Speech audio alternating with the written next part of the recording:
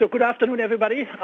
So we are entering the last session of this symposium. And before we go into that, and I introduce John Seeger to you, who's managing the next session, I want to announce the poster award winner, and it was really 11 really interesting and quite good posters that we saw there. And again, do you see the heterogeneity of different methods that were utilized there? So very stimulating, really. So really appreciative of each and every one of those posters. And at the end, we had to decide on only one winner, and it turned out that Romain Neugebauer is actually the winner of the poster award this year. So congratulations.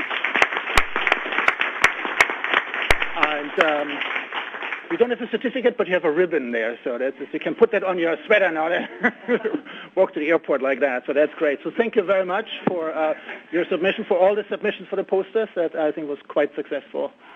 And then, so let's move into the last session, and it's chaired by Dr. John Seeger, who's a pharmacist and pharmacoepidemiologist, who has joined our division actually 1.5 years ago, was in industry for 10 years, has tremendous experience and in large database analyses. So thank you very much. All right, so starting off the next session here, we have Dr. Beth Devine, and she's from the University of Washington.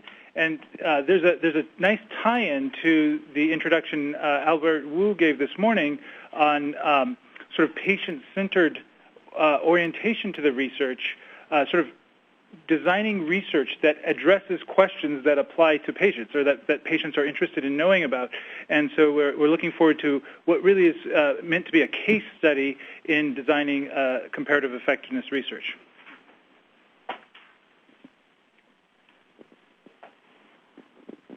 Well, thank you, John, and good afternoon to all of you. This morning's sessions were really great, so we hope to continue in that vein. And I mentioned my thanks to Al Wu this morning for teeing up my presentation. I could take this in several directions this afternoon, but John specifically asked me to speak about stakeholder engagement with patients and then also secondarily with clinicians in our project. So I'm here to share with you a little bit about the Scope Certain project. We have a pilot study in the area of intermittent claudication.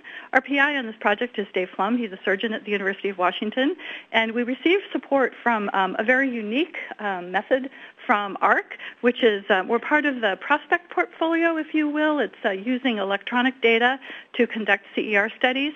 But within that broader term of that portfolio, there are 2 funded studies nationally that are to use QI registry data and to morph those into data use for comparative effectiveness research. And we hold one of those grants from AHRQ. So I'll explain to you what Scope Certain is as we go along here. So SCOPE is the Surgical Care and Outcomes Assessment Program. It began as a grassroots initiative to own surgical quality and cost in the state of Washington. It's led by clinicians, so that's your first stakeholder group there. And it's housed at the Washington State Foundation for Healthcare Quality, which is a nonprofit organization. It was initially funded by the Washington State Life Sciences Discovery Fund grant in 2007, and so has had 5 years of building and building with collection of QI data statewide. The concepts are simple. We use benchmarking quality data to improve the healthcare quality and of surgical outcomes for patients and in the state of Washington. We use a checklist initiative. If you've heard about the checklist in the operating room, we've adopted that throughout the state of Washington. And so SCOPE is actually now self-sustaining, improving health care. We give a lot of feedback to clinicians at different hospitals, and we've actually reduced health care costs along the way, which is always a nice side benefit. And we continue to develop the program, as I will show you in a few moments. So this is the scope of SCOPE. We currently collect data for QI purposes in surgery across approximately 55 of the 60 hospitals in Washington state. And over the past several years, we've actually bent the cost curve, for those of you who like health economics, from years 2006 to 2009, in treating approximately 36,000 patients in our database. We've saved approximately $67.3 million among the different surgeries that we follow with benchmarking and improving practices. So now our goal with our AHRQ grant is to take these QI data and this framework that's been built and to begin to use it to conduct comparative effectiveness research studies. So the AHRQ grant, the intent of that is to create enhanced registries, if you will, using multiple data sources linking to multiple electronic health records, which we are doing. It's not the focus of my talk today, but I'm happy to talk with folks separately about that. To evaluate data from across more than 2 delivery sites, to overcome the common barriers of registry data, easier said than done, and to create CER and link outcomes to advance both QI and CER along the way. To provide a platform for dissemination and translation, so again, our stakeholders are coming into play, and then to use our stakeholders and real-world clinical practice to address these questions of CER, what really is most important to patients, but then not only to patients, but to clinicians, to payers, to industry, to employers, and the public. So we're also building an automated data flow and then leveraging our success for dissemination and translation. Here you see our structure in terms of our overarching advisory board. Collects individuals from a variety of backgrounds to inform our work, to guide our work. We have an executive committee that leads our work. We have an administrative core. We're very, very fortunate to have a large administrative core who really does deliver, it collects the data, does much of the outreach, and is absolutely second to none. We have core leads, and I think this might be of interest to several of you in the audience. I, along with Dave Flem, lead the Comparative Effectiveness Research Methods core. We also have a biostatistician, so it's also the data core, if you will. We have an informatics core. There's lots of work going on in that area. We have a patient core. We have patient-reported outcomes. We have a survey center. We have a patient advisory group. We have a clinical core, particularly for this particular study in vascular surgery. We have 3 vascular surgeons who work with us, who guide our work, and then we have a data core with analysts as well. And then we have site coordinators and project coordinators, as I said, who disseminate and really do the on-the-ground work for us. But you can see the number of hospitals that are involved in this particular study, the intermittent claudication study, along the bottom there, and there are a fair number of those. So this is the structure of a scope. You can see along the bottom that the clinicians in the hospitals are really the infrastructure. We build on that. We study for QI, and now in blue for research purposes as well. General surgeries, appendectomies, colonectomies. We're moving into the area of spine surgery, cancer surgery, bariatric surgery, and vascular surgery for this particular study. And you can also see, find my pointer, that we have in the middle there CERTAIN, which stands for the Comparative Effectiveness Research Translation Network. So you see the informatics component. But what we're doing now is we're enlarging our infrastructure. So we have informatics tools. We have outpatient care. Heretofore, we've been focused on surgery. We're now pulling in primary care physician practices so that we can ask additional CER questions, and the patient-reported outcomes, and then medically managed cohorts of particular note for the intermittent claudication study. So the study itself that I'm focusing on today, a little bit of epi for you. The peripheral artery disease affects approximately 7.3 million persons over the age of 65 in the U.S. Claudication is the most common presentation of lower extremity PAD and affects approximately 5% of U.S. adults. It manifests as pain, which is an imbalance between oxygen consumption and delivery. And then disease progression actually limits walking. That's key because our primary outcome is a walking impairment questionnaire. Considerable expenditure of healthcare dollars, and it's expensive, but the best intervention really has yet to be determined, and that's what we're about. Our study design is that we're conducting a multi-site, longitudinal prospective observational cohort study of interventions. We call it a pragmatic trial, in that it's designed to determine the effects of an intervention under usual conditions. Where we help users to choose among their options for care is one of our goals. We have 3 cohorts, and this is one of the unique features of our study. We have an open surgical cohort, we have an endovascular stenting cohort, and then we have a usual care or conservative or medical management cohort. So 3 very unique strategies for treatment of this disease, and so we'll be studying all 3 of those, and we're measuring outcomes at 30 days, 6, and 12 months for this population. Our hypotheses are 2. That surgical interventions, open surgery that is, are associated with greater improvements in function, improvements in claudication symptoms, and in health-related quality of life than either endovascular procedures or medical management.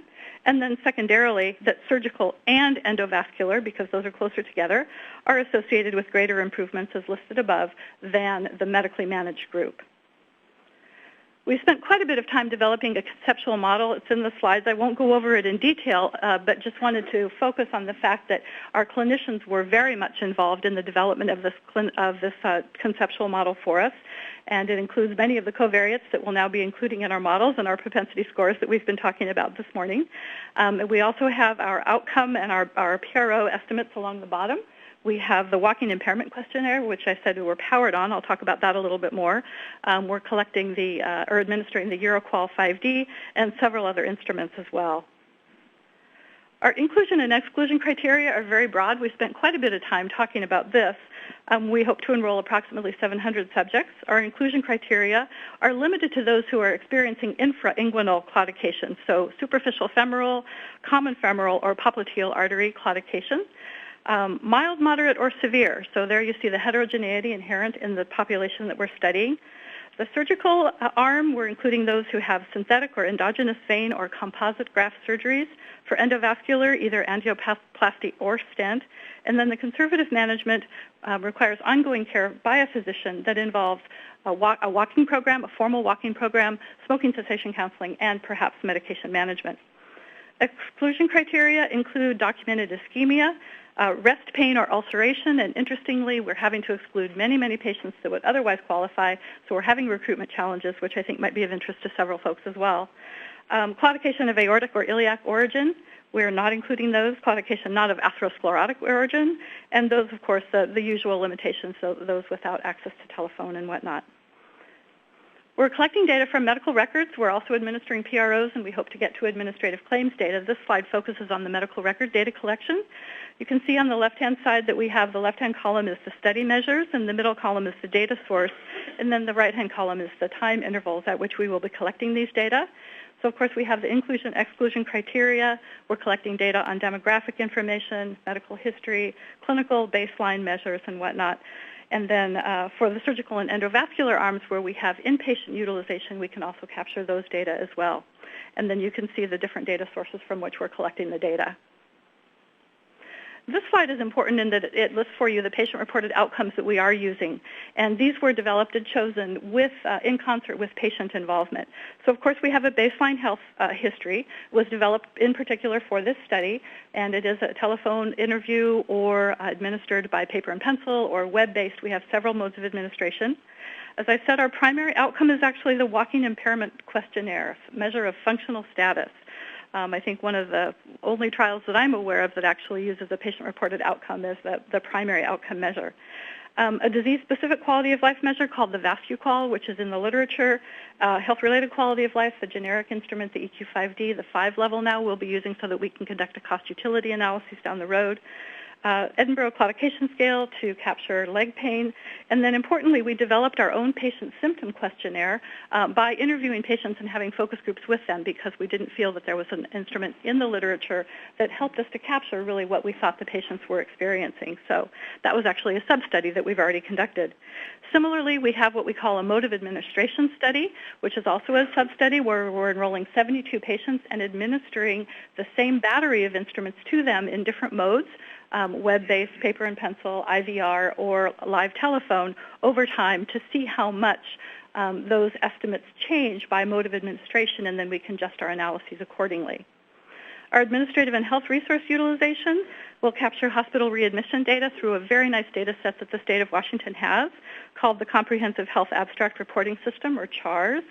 Mortality data, of course, will link to vital status records from the state of Washington, and then treatment encounters and outpatient visits with claims data that we are currently negotiating with our different payers, and then we'll use those to conduct our cost utility study.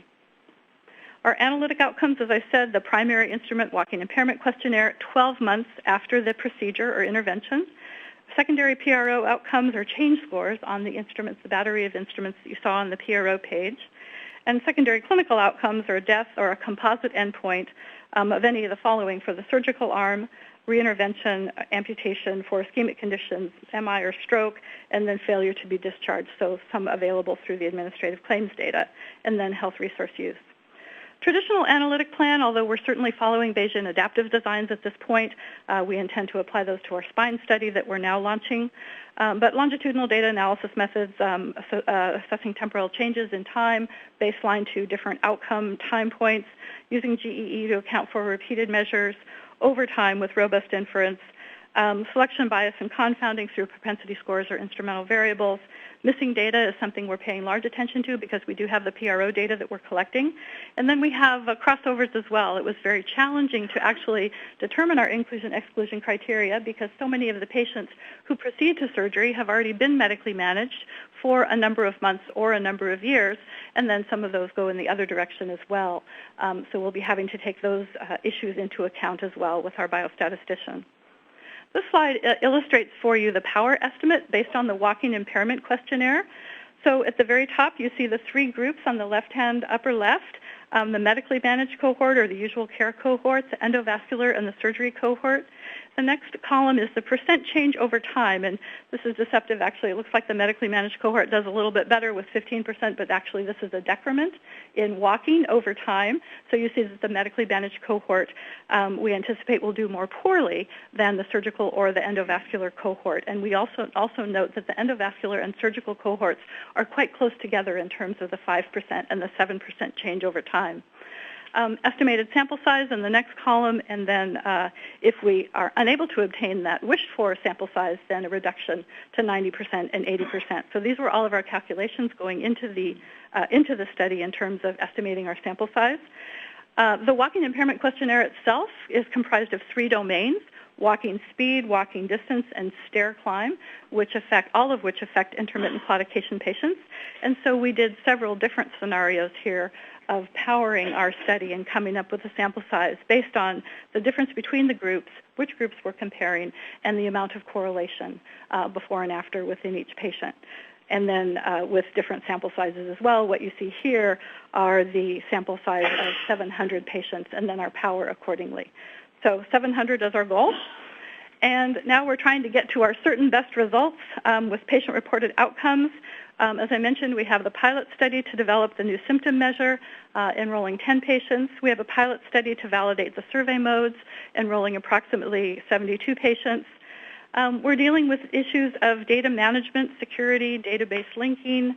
Institutional review board approval, of course, was big for this particular study. All of the patients in this study are consented, so it's a very traditional IRB process, but some of our informatics initiatives really do cross the line between quality improvement and comparative effectiveness research, and that's opened up a whole host of issues that we're working through as we do that. Training project coordinators for a project like this is not an easy task. It takes a lot of time. Everybody needs to be trained consistently. That's quite important. And then recruitment and retention of sites and subjects has actually been a little bit more challenging than we had thought. We're getting different sites on board at different intervals, so sort of a rolling site involvement, if you will. Certain sites are contributing certain types of patients, particularly at the UW. We're finding, of course, that many of our patients are excluded because their claudication is so severe that they're approaching the point of ischemia. So we're getting the medically managed patients at the University of Washington. And so as we bring more sites on board, we're hoping that the enrollment in terms of enrollment per arm will even itself out. But even so, we've adopted a strategy of trying to ramp up our recruitment, and that's what this slide illustrates for you, that we actually created last December, and we're in the process of rolling out right now. You can see the different actions that we're intending to embark upon in the left-hand column, and in the middle column, the next quarter tasks, so what we wanted to achieve, and then who was responsible, which of our cores that I showed you earlier on are responsible. So we have initiatives on the front of site recruitment. We have initiatives related to physician engagement. Our vascular physicians are holding meetings with their colleagues, to which some of us are invited so that we can speak about the program and encourage enrollment of their patients in our study. We're actually looking at our enrollment criteria again. Do we have the right inclusion-exclusion criteria? Because our enrollment right now is at 50 subjects out of the 700. And then can we begin to identify patients retrospectively by going back into the quality improvement database and sending letters to patients asking if they're interested? So we're trying to think outside of the box to get our recruitment numbers up. So that's a challenge. Here are a couple of slides that I wanted to illustrate for you about the stakeholder engagement. Our patient-reported outcomes core and our PRO survey center are really putting much effort into involving these patients. As I mentioned, we have had patients involved in the 2 sub-studies that we've conducted and are currently conducting. We have a website here where we're encouraging patients to become involved. There's a place where they can provide their input to us. We're actually also creating a patient advisory board of claudication patients so that we can receive their input and make sure that we're measuring outcomes over time that are the most meaningful to them. We've actually called this our Patient Voices Project, and we're actually also using this in the quality improvement space as well as the CER space.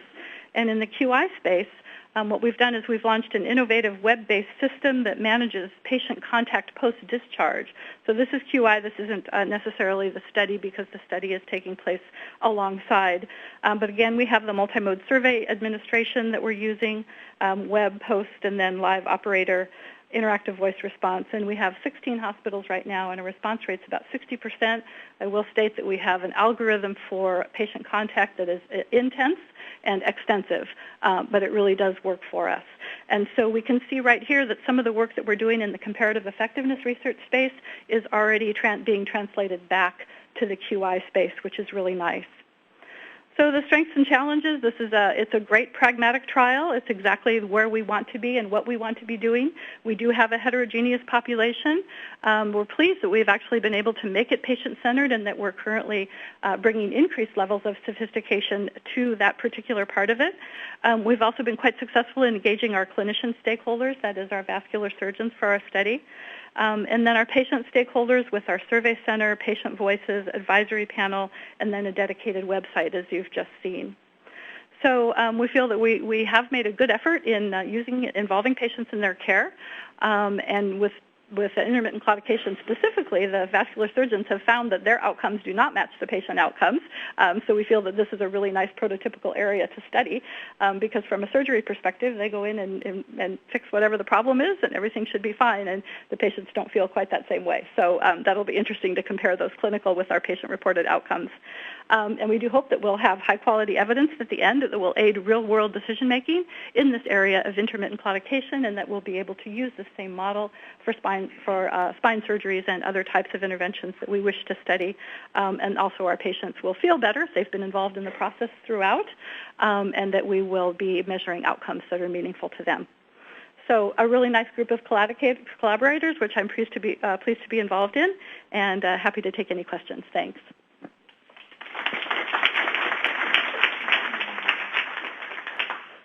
And I would like to note that we will have a general question and answer session at the end, but Dr. Devine will not be a part of that because she has to leave early for a flight. So this is a good time to ask any questions for her. Hi, Beth. Darrell Gray from AHRQ.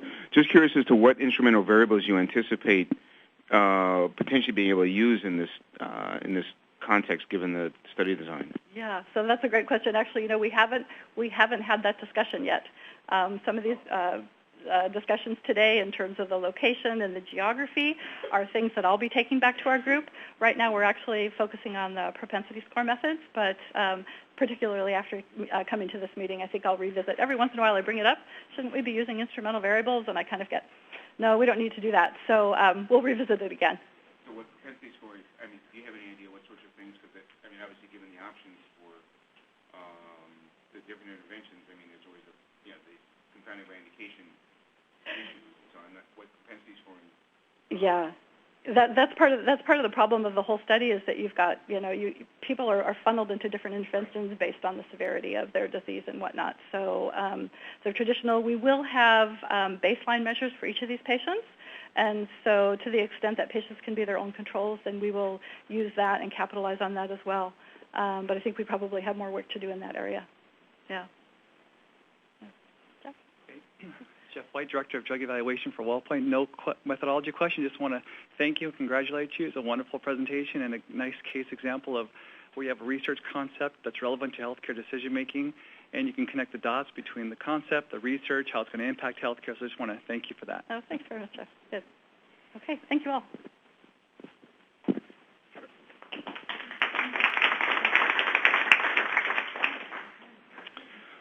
right. For our next speaker is Dr. Soko Setoguchi from Duke. But just briefly, before I let her take the podium, it was in doing comparative effectiveness of devices, you can sometimes encounter problems that that you might not encounter in other research areas, and in particular, one is immortal person time, just because the definitions of exposure may include multiple occurrences of claims or procedures, and so we'll learn more about that with today's presentation. Thank you.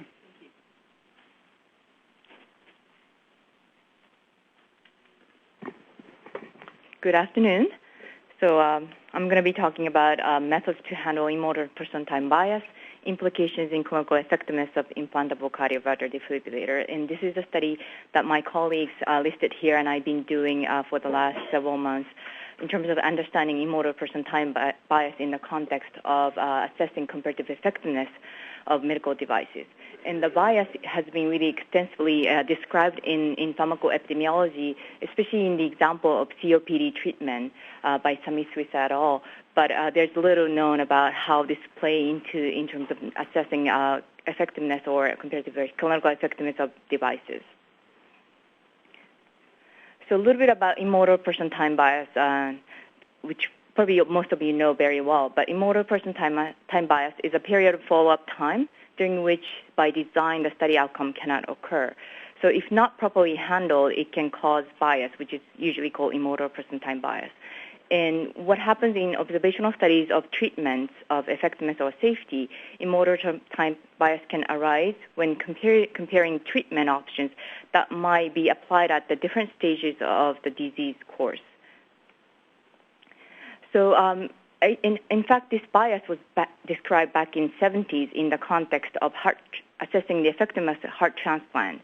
And there was a series of discussion in the literature, and then where Mantel and Bayer proposed to classify person time as patients accrue their time to various exposure status in the study of effectiveness of heart transplant. This was known as sort of a time-dependent exposure estimator now. And in the 80s, actually, Anderson described a similar bias in the context of assessing sort of a survival in responders versus non-responders to cancer chemotherapy, and where they described that Mantel-Bayer is one sort of appropriate method to handle this immortal per time. However, they propose another method called landmark method as another sort of alternative validated approach, which I'm going to describe later a little bit more. And in the pharmacoepidemiology, we know simply excluding time, immortal time from the analysis was considered to be inappropriate. Another issue, which is not really specific to the context of medical device or even pharmacoepidemiology, is that the time scale, choice of time origin and scale, which I call time scale, can affect the composition of risk set and therefore estimates of the hazard ratio from Cox proportional hazard models. So if you sort of do not choose the right time scale in the Cox proportional regression, the validity of the method handling immortal person time could be affected by this. So we wanted to sort of look at the method at the same time as this choice of time scale to see the impact of these methods on the in assessing comparative effectiveness of cardioverter defibrillators. So implantable cardioverter defibrillator, ICDs, is a sort of a implantable medical device to prevent sudden cardiac death in patients who might die from cardiac arrhythmias. And patients with heart failure has a especially high risk for these ventricular arrhythmia that could cause sudden cardiac death. And then randomized trials, of course, multiple trials were conducted to support the efficacy of ICDs in heart failure patients with a low ejection fraction. And then, for example, the largest trial, SCOT-HALF, showed a 20% reduction in all-cause mortality. In MADIT-2, this is the second largest trial, so found a 30% reduction in the risk of death. in this population. However, as you all know, that the trials sort of select out specific patients, which is not really representative of the general population. Also, the setting is really controlled there, so that real-world effectiveness of ICDs, especially among those patients who are older and have comorbidities, are unknown. And so that really leads to the needs of studies to assess the real-world effectiveness of ICDs in elderly heart failure patients. Aside from the usual sort of challenges that you can think of, which is confounding by indication and healthy user bias, there's another sort of issue there in terms of assessing ICD effectiveness about just how to handle sort of immortal time bias. So we thought this ICD is a nice example because guidelines do not recommend use of device ICDs in new heart failure patients. And therefore, the ICDs are probably more likely to be used at later stages of disease progression, creating more immortal time for ICD recipients. Of course, as I said, this is not specific to ICD situation, but appropriate time scale is unknown. In trials, people tend to use time on study as a sort of time scale, and which would tend to be adopted in observational settings, but the previous studies show that this might not be the best time scale in the observational data, and age or other time scale might be the better time scale. So we also wanted to see that in this context. And to understand the impact of method of handling immortal person time bias and choice of time scale, we conducted a sort of observational study using data from American Heart Association Get With the Guideline registry, which was linked to Medicare data, 100% research identifier files from CMS between 2003 and 2009. And because we did not have unique identifiers in the registry to link to Medicare data, we linked the data using deterministic linkage method with multiple non-unique identifiers. In a separate study we conducted recently, that we found this method has very high specificity, sensitivity, and PPB compared to the method using unique identifiers. So the linkage is really quite good here. In terms of study patients, we identified a cohort of patients with heart failure who are at least over age 68 at the time of first recorded hospitalization in the registry, and they were eligible for Medicare during the 3 years prior to the index hospitalization, had low ejection fraction because this was the indication for ICD, and no contraindication for ICDs. And because we wanted to identify new users, we excluded patients who already had ICDs prior to the index hospitalization. And we also excluded people who had a prior history of ventricular arrhythmia because we wanted to sort of look at the effectiveness in primary prevention patients. And we also excluded a patient coming from hospital that did not have an option to provide ICD. In terms of exposure, new ICD implantation for primary prevention was the exposure of interest. So this is a schematic example of how ICD or patient with heart failure might come into the study. This is a birth, and then they might have first heart failure hospitalization, which may or may not be the same as index hospitalization, which was recorded in the registry, which was the indexed hospitalization, and this is the start of follow-up because that's when the data would be available to us. And then a patient may receive ICD after the index hospitalization, or they might receive ICD during index hospitalization. So if we use mental bio method, remember this red line in its index hospitalization and green is ICD date. For those who had ICD during the same hospitalization and index hospitalization, their person time from the start would be classified as treated. However, if patient receive ICD after index hospitalization, the time from index hospitalization to ICD would be classified as untreated and categorized as untreated person time. And after ICD day, the time would be categorized as treated. Whereas if you use exclusion method, the time, it's the same for the first example here, but the second example, the time between index hospitalization and ICD date would be actually excluded from the analysis, which we consider to be inappropriate.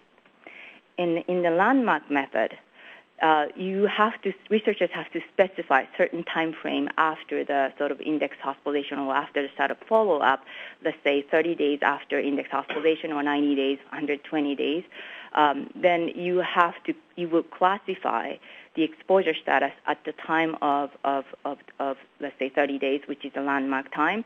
And then after that, the time after this landmark time will be categorized as treated if patient had ICD before this landmark time.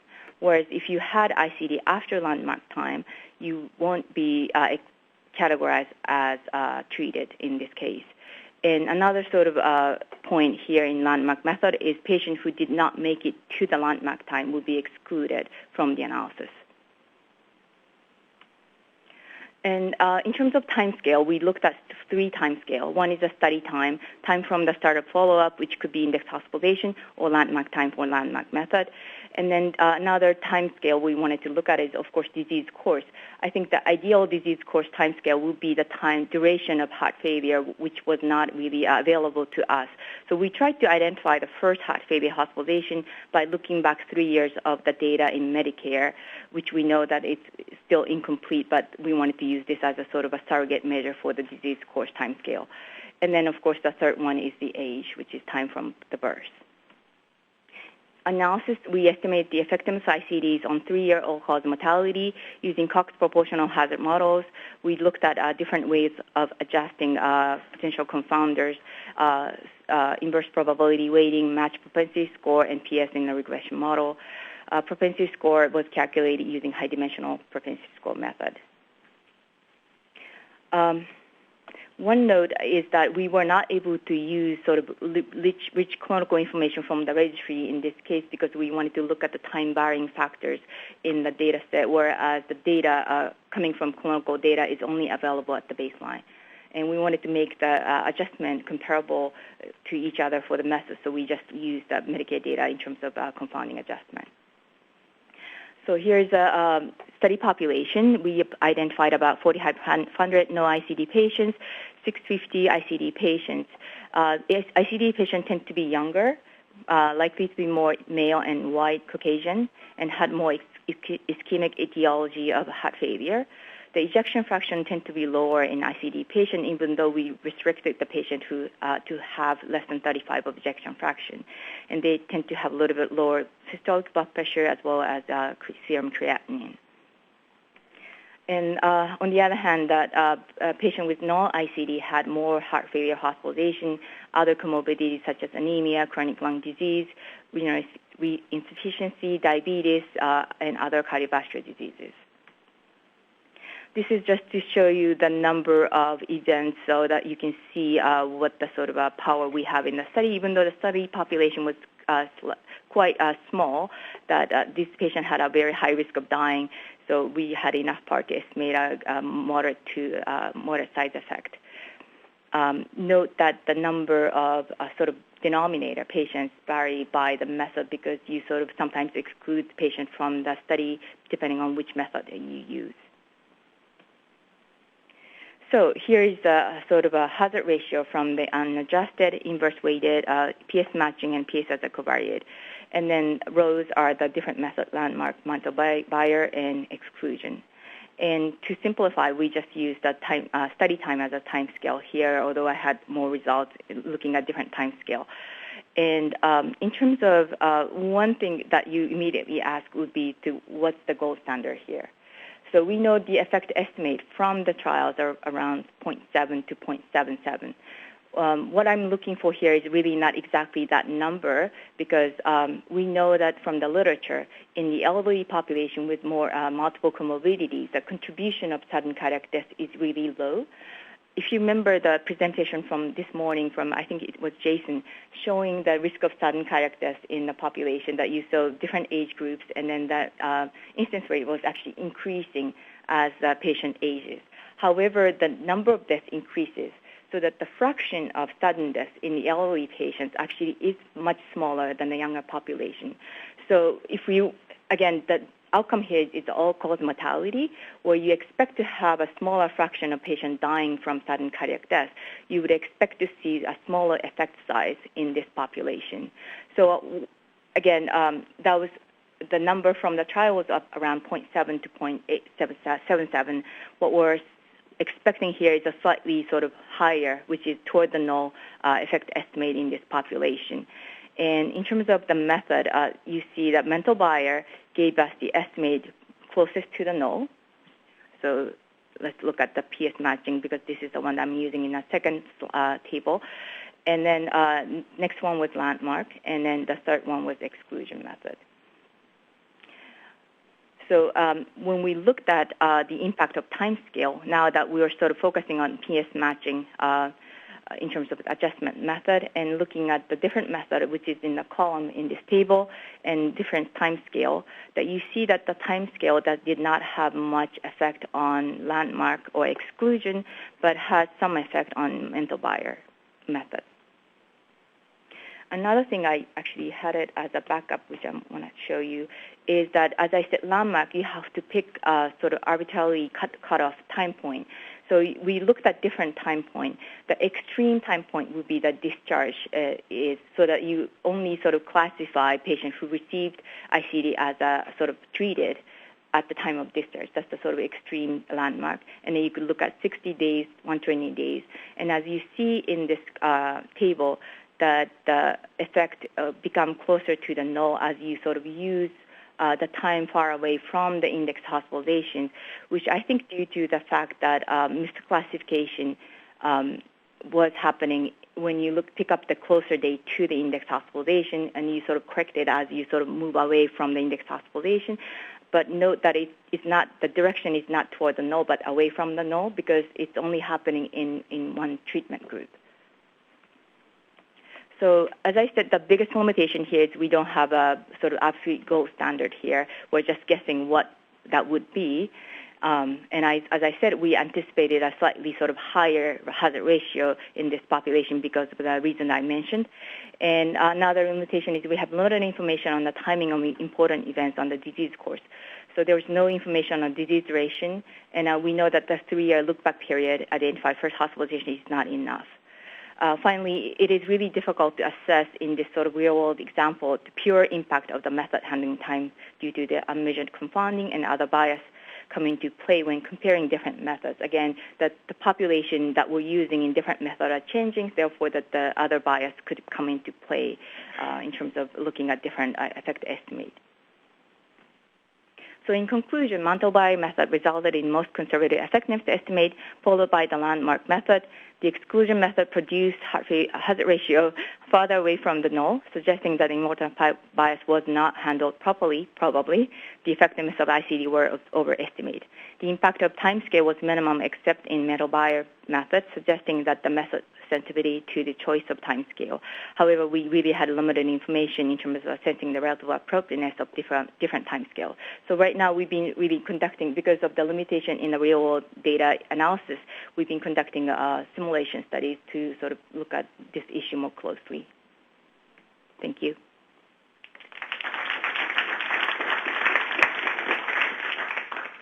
All right, we have time for 1 or 2 questions. Hi, Jessica Chubak, Group Health Research Institute. I have a question about your diagram for the mental buyer method where you're talking about that first period of time as immortal. If it's classified as unexposed, I'm not totally clear on how it's immortal because they could have had a code during that period. I understand if they had, yes, so if they, at the time they had the green line, if you went back and categorized them as treated during that time period, then you'd be conditioning on survival up until that point and sort of backfilling. But if you treat them as unexposed and they had the opportunity to both have an event or become exposed during that period, I'm not completely following how that's So this immortal. is actually categorized as an exposed. Maybe I was explaining it. Okay, in so it's just a regular time-varying exposure assessment. That's what it is. Okay, got it. Yeah, thank you. Sorry. Maybe the name was a little bit confusing.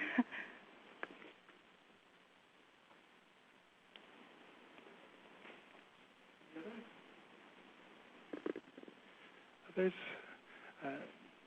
I guess that's all for now.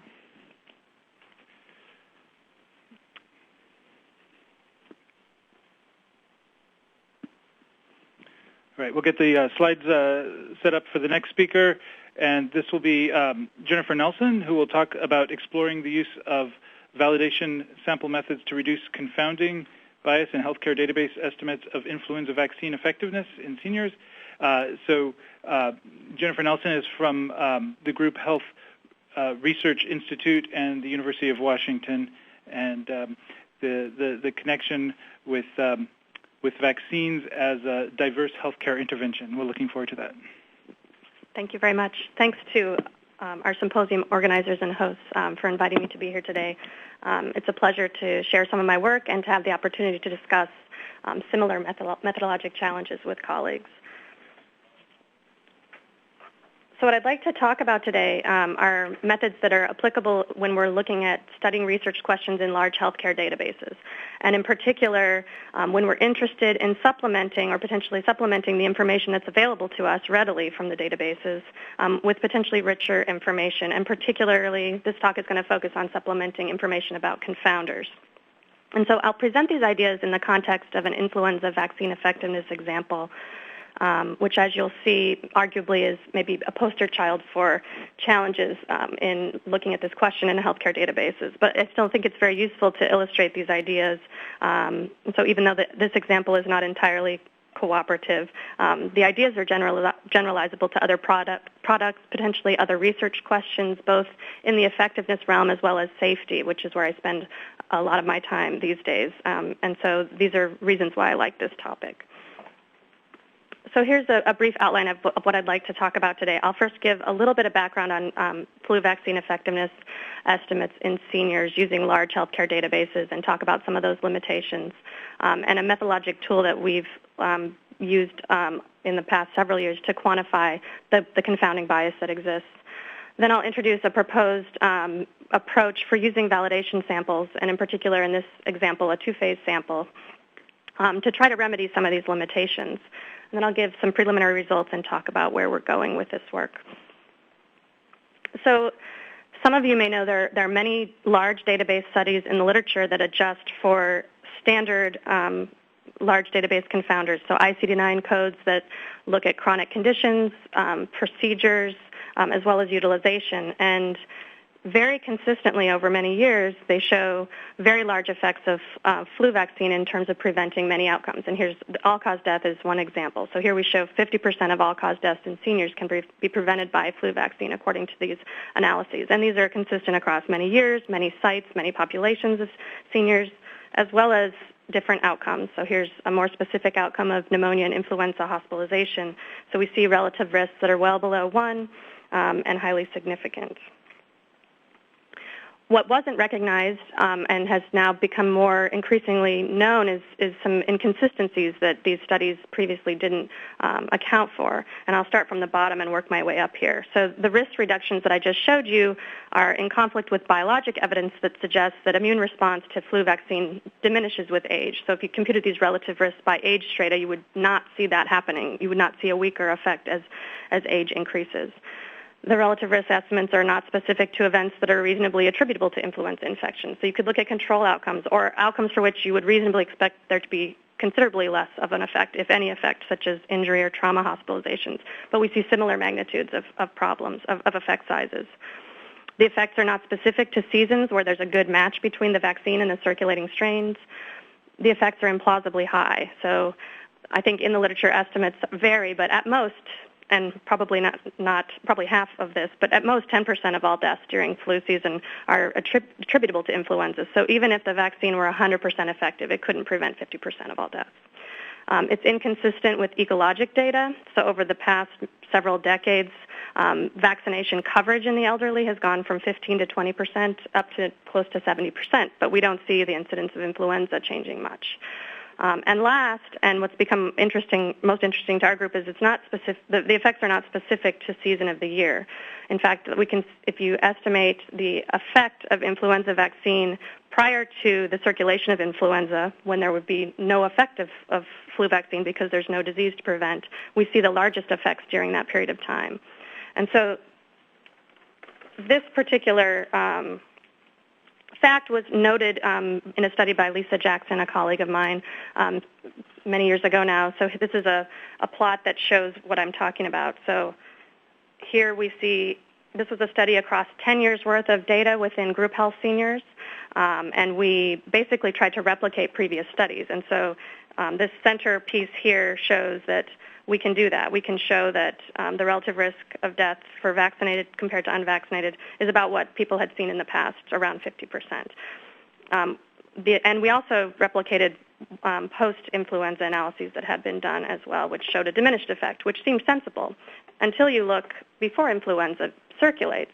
And there you see the largest effect yet, which must be bias. There's no flu circulating. There's no disease to prevent. We can't possibly have this. And so this is a control period which then can be used as a gold standard, if you will, to see how well a method is doing. If there's this much bias as measured using pre-influenza season, there's clearly residual bias likely happening during influenza season. And so in a companion paper to the study that I just showed, we did a case control study that investigated and tried to get at what the likely source of this problem is, the nature of this confounding bias. And we found the difference, not surprisingly, there are differences between vaccinated and seniors who choose to get vaccinated or not. In particular, there's preferential use of vaccine by healthier seniors and selective underuse by frail seniors. And the reason the database studies get the wrong answer is they don't adjust for these differences. ICD-9 code methods misclassify chronic disease, such as dementia, and perhaps more importantly, don't measure some things that are particularly important, like disease severity, or don't measure it well enough, and functional status. And so this table is designed to highlight this. So this is a case control study that went into the medical charts of a sample of cases and controls to measure other confounders and validate confounders from the large database. So what this shows is among cases, so the first column is cases, and controls who appeared to be not diseased by database confounding variables. When you went into their charts, you could find that 32% of cases actually had a diagnosis for dementia.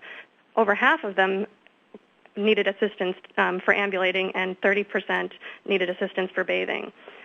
Similarly, there were people. This effect was seen for controls as well, but not to the same extent. So this is differential.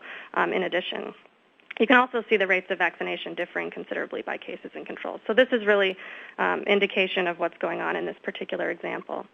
So our goal was to collect better data, collect better information on confounders to see if we can reduce the bias, incorporate these data using validation sampling methods, and then see how well we did by using this pre-flu control period to determine how much we were succeeding in terms of reducing the bias. And so ways in which we could consider collecting better confounding information would be by doing medical chart review, potentially bringing participants in prospectively for in-person physical examinations. So these are very expensive things to do, too expensive to do in these large database studies. I think the group health study that I showed was on the order of 44,000 seniors. And in fact, we didn't have any funding, so we couldn't do any of this on anybody. But what we did have is a convenience sample available to us. Some existing seniors at Group Health have been participating in a long-standing way in a large prospective study, and I'll talk more about that in a minute. And so we wanted to leverage this existing information to see if we could improve the answers we were getting, which we knew to be suspect, using all of the data. So that we approached this from two different ways. And I'll talk more about this in a bit, but two validation sampling methods, imputation and inverse weighting. And then, as I mentioned, we wanted to use this pre-flu period, this control period, to see how well we were doing. So we could look at the naively adjusted estimates that we would get if we did it the way prior studies did it. And then we could also estimate using these validation sample techniques and use that pre-flu period as sort of a barometer for how well we were doing, because the effect should be close to 1 during that point in time. So here's a little bit of information about the data that we had available to us.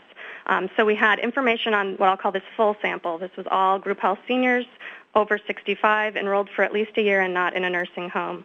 And on them we captured death status and time of death, vaccine status, each year for 2 years. We actually had this information across 10 years, but the overlapping bits of time between the full sample and the subsample were these 2 influenza seasons.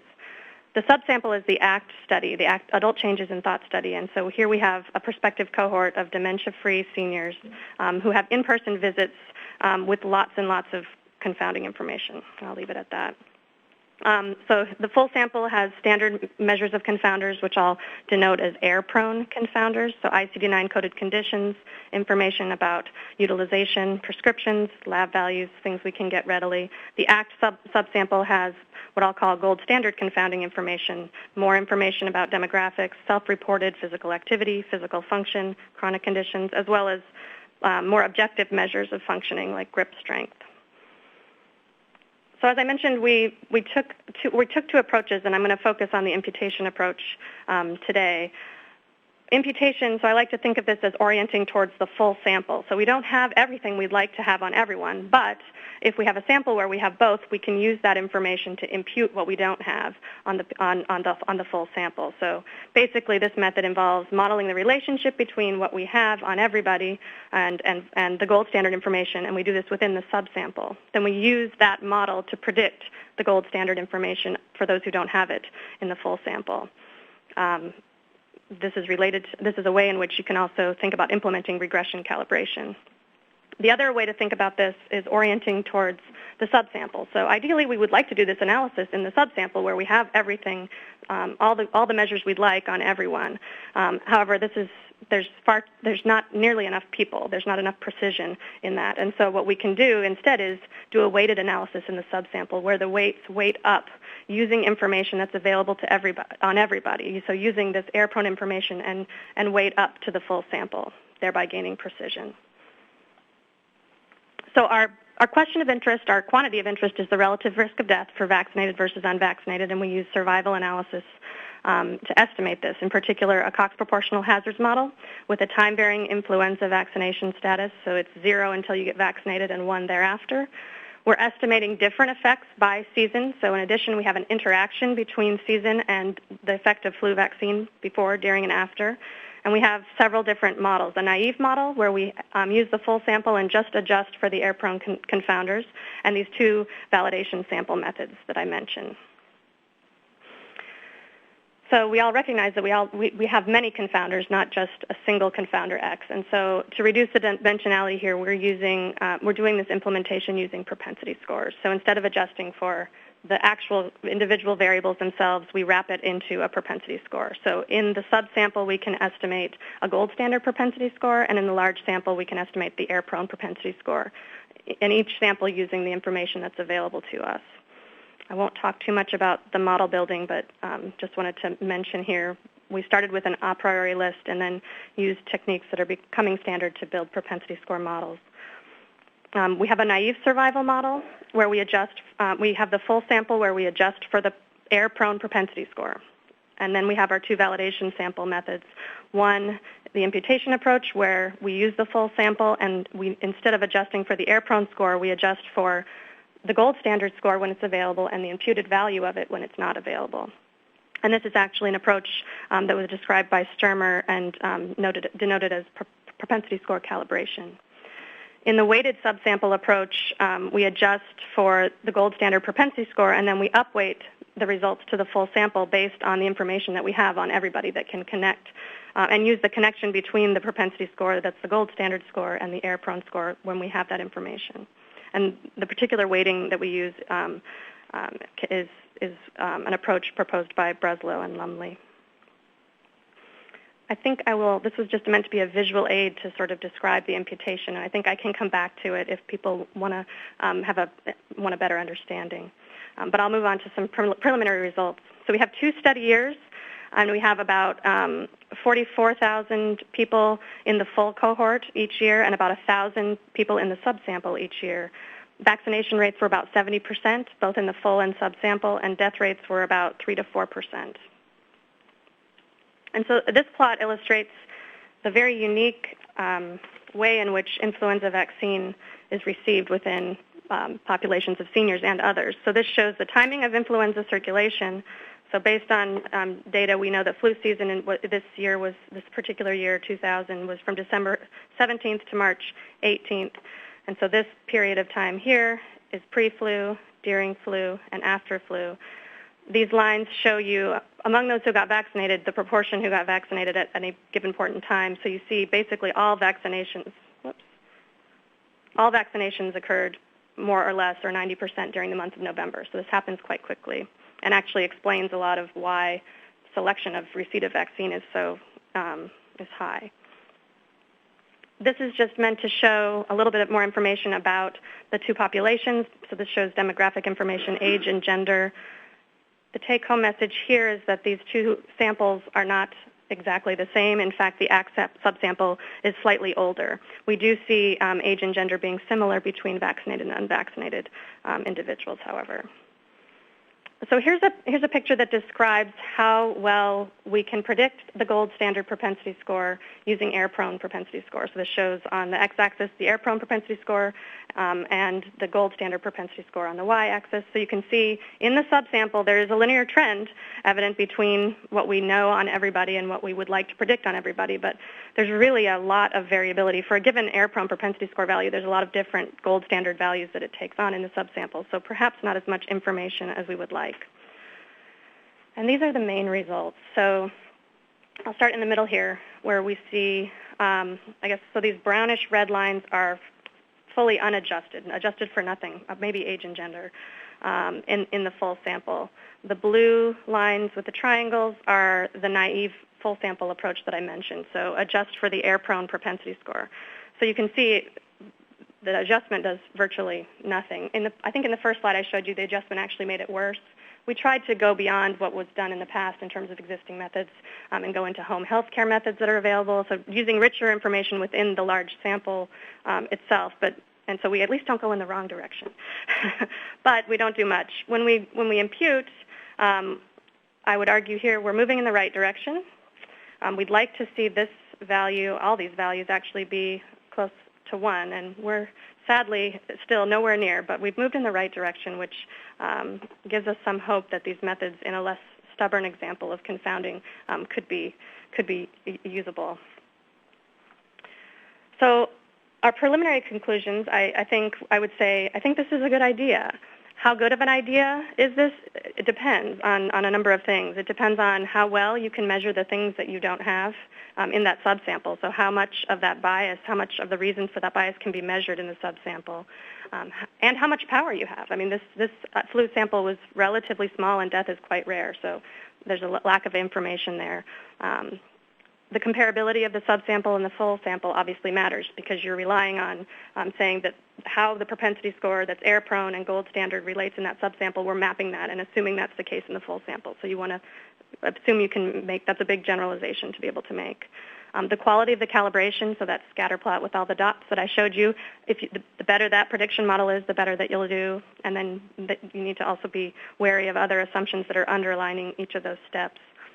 For the flu example, as I mentioned, we have bias that's really difficult to remove, I would say. And I think what we can't measure here are the fact that these people who get flu vaccine are adherent people in general, and that's a difficult characteristic to measure.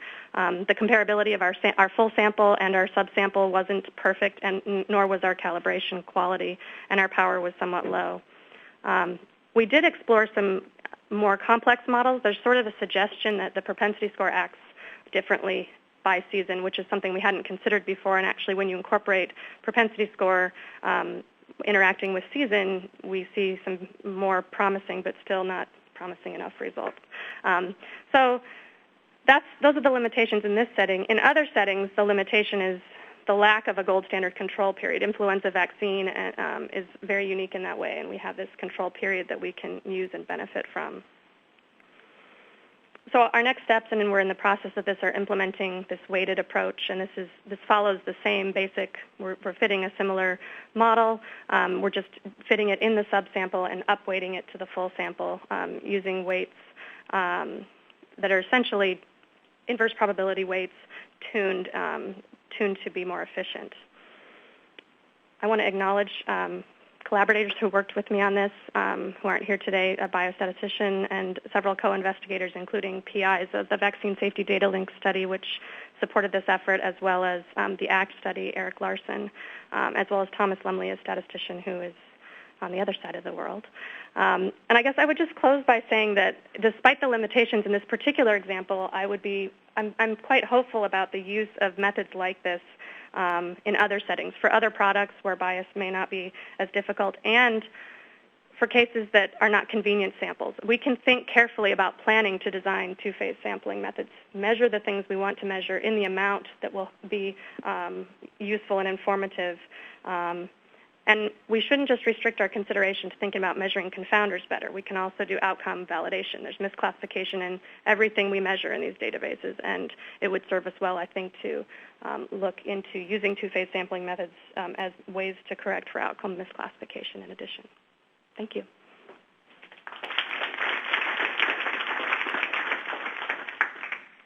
All right. Thank you very much. We have time for a couple of questions.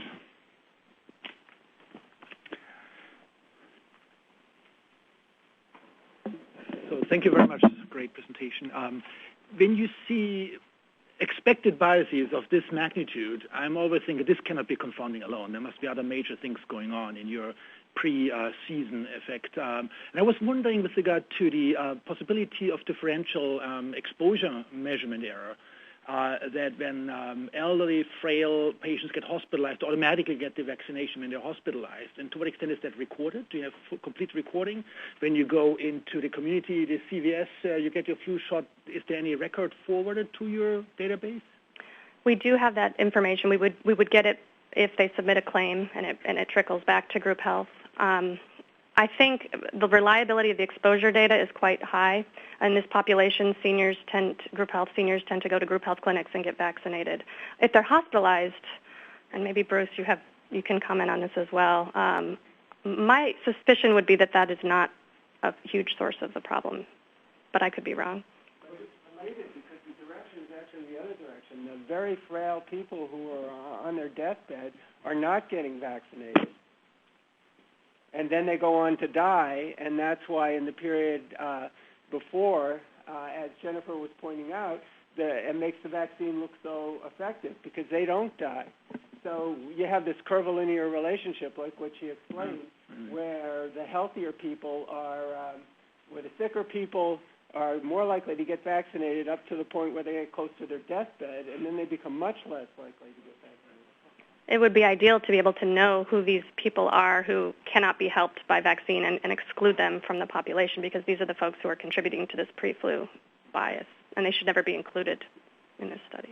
All right, Jennifer, I have I appreciate how challenging removing the confounding was between the exposure to the vaccine and the outcomes, but I had another encounter with flu vaccine, and it was when I was doing empirical identification of exposure, doing a propensity score, empirically identifying covariates, and one of them was past flu vaccine use. And given your findings of how tightly it's bound with some of these things like adherence and healthy user effects, does it seem reasonable to include that then in the propensity score for drug exposure?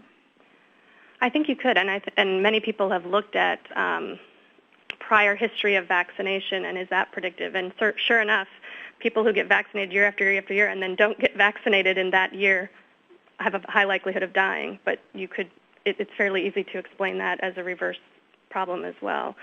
So yeah, that certainly probably deserves more attention to be looked at more carefully. All right, thank you. Thanks.